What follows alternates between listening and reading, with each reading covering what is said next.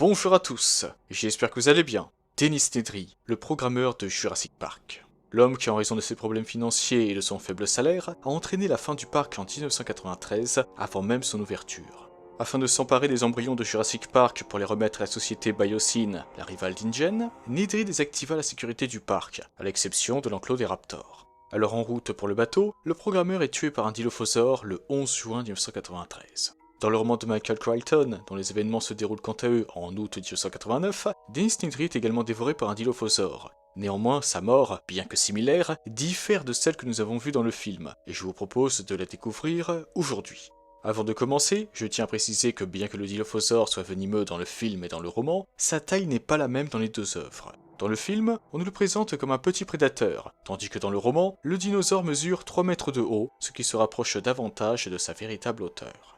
Dans le roman, après avoir dérobé les précieux embryons, Dennis Nedry s'empara de la Jeep de Robert Muldoon, le garde de chasse de Jurassic Park, et fonça vers le bateau de Lewis Dodson, le représentant de Biosyn, qui l'attendait au quai Est. En parlant de Dodson, afin d'être sûr de ne pas se faire rouler dans la farine par ce dernier, Nedry prétexta alors à l'aéroport de San Francisco qu'il désirait voir l'argent, mais en réalité, il avait enregistré leur conversation. Il avait donc prévu d'envoyer une copie de l'enregistrement en même temps que la fameuse mousse à raser contenant les embryons. Mais il ne devait pas vendre la peau de l'ours avant de l'avoir tué. Nedry devait d'abord trouver le quai qu'il cherchait, et ce, malgré l'orage tropical. Cependant, il se rendit compte par la suite qu'il se trouvait dans un cul-de-sac. En effet, un mur en béton haut de 2 mètres se trouvait face à lui. Le programmeur décida donc de rebrousser chemin, et tandis qu'il appuyait sur la pédale de frein, la Jeep partit en dérapage et s'arrêta à 30 cm du mur. Ignorant où se trouvait le quai, Nedry descendit de la Jeep et entendit une sorte de clapotis, le son d'une rivière. Alors qu'il ne lui restait plus que 7 minutes pour atteindre le quai, il entendit ce qui ressemblait à un ululement dans la forêt. Un ululement que nous ne connaissons que trop bien pour avoir vu la scène dans le film. Nedry n'y prêta presque pas attention et se rendit compte qu'il allait devoir changer les batteries de la voiture. Ne pouvant pas honorer ce rendez-vous, le programmeur décida donc de regagner la salle de contrôle et de contacter Dodson pour lui annoncer qu'il livrerait la bombe de mousse à raser le lendemain soir. Il retourna alors à la Jeep, mais c'est alors qu'il entendit de nouveau un ululement ainsi qu'un grand bruit dans les fourrés. Quelque chose de gros s'approchait de lui lentement. Sentant venir le danger, Dennis se précipita vers la Jeep tandis que le dinosaure gagnait du terrain. Il était presque arrivé à la Jeep quand il découvrit que l'animal était juste à côté de la voiture, à une douzaine de mètres de celle-ci. Un dinosaure jaune haut de 3 mètres, possédant des taches noires sur le corps ainsi qu'une double crête rouge en V surmontant sa tête. Un dilophosaure. Nedry attendit de voir si le dilophosaure comptait l'attaquer, mais ce dernier ne bougea pas, se contenta d'observer le programmeur et se remit à ululer.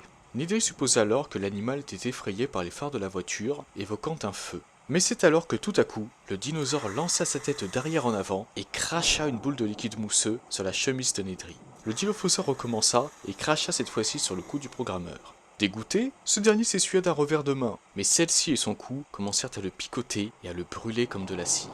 Nedry ouvrit la portière de la Jeep et se retourna vers le dilophosaure afin de s'assurer que l'animal ne l'attaquait pas. Le dinosaure en profita alors pour lui cracher dans les yeux. La douleur étant insupportable, le programmeur tomba à genoux et s'effondra ensuite sur le sol détrempé. Le dilophosaure s'approcha de lui en continuant de ululer, tandis que Nedry ne voyait que des points brillants sur un fond noir. Il était devenu aveugle et chercha malgré tout à monter dans la Jeep. Alors appuyé à la portière, le programmeur eut une nausée accompagnée de vertige. Sentant le dinosaure approcher et ne pouvant même pas le voir arriver, Nedry agita ses mains dans tous les sens pour repousser l'attaque imminente du dilophosaure. Celle-ci fut rapide et lui donna l'impression d'un coup de couteau dans le ventre. Le programmeur perdit l'équilibre et sentit une masse dense et glissante, étonnamment chaude. C'étaient ses intestins. Le dilophosaure l'avait éventré et Nedry tenait à présent ses propres intestins dans ses mains. Le programmeur se laissa glisser par terre, tandis que le dinosaure posa une de ses pattes arrière sur lui. Nedry éprouva par la suite une nouvelle douleur à la tête et se sentit soulevé du sol. Le dinosaure le tenait en effet entre ses mâchoires. Sentant que sa vie arrivait à son terme, le programmeur émit un dernier souhait, que tout se termine au plus vite, avant d'être finalement dévoré par le dilophosaure. Et c'est ici que s'arrête l'histoire de Dennis Nedry dans le roman. Oui, je suis d'accord, sa mort dans le livre est plus gore que dans le film, surtout avec le moment où Nedry tire ses propres intestins dans ses mains. De votre côté, n'hésitez pas d'ailleurs à me donner votre avis sur sa mort dans le roman en commentaire. Je serais ravi d'en discuter avec vous. En tout cas, sachez que ce n'est pas la seule scène qui ne se déroule pas, ou presque pas, comme dans le film. D'ailleurs, le roman comporte de nombreuses différences avec le film, des différences que je me ferai un plaisir de vous présenter dans de futures vidéos. Quant au Dilophosaure, bien que nous ne l'ayons pas revu dans les autres films de la franchise, à l'exception de Jurassic World, même si c'était un hologramme, le dinosaure fait partie des espèces existant toujours sur les Cyanoblar avant les événements du 5e opus, selon le Dinosaur Protection Group. Et d'ailleurs, bien que nous ne voyions pas de Dilophosaure dans le 5e film, nous pouvons entendre le ululement de l'animal et le voir se déplacer dans la végétation avant l'arrivée de la T-Rex au début de Fallen Kingdom. Nous ignorons cependant si l'espèce a été récupérée par les mercenaires de Mills, mais cela demeure possible. Quoi qu'il en soit, nous avons vu de l'ADN de Dilophosaure à la fin de Fallen Kingdom, donc peut-être que nous reverrons le Dilophosaure dans le dernier opus de la trilogie Jurassic World Dominion. Qui sait? Sur ce, je vous souhaite une excellente journée ou une excellente soirée, prenez soin de vous, et n'oubliez pas, méfiez-vous du venin de Dilophosaure.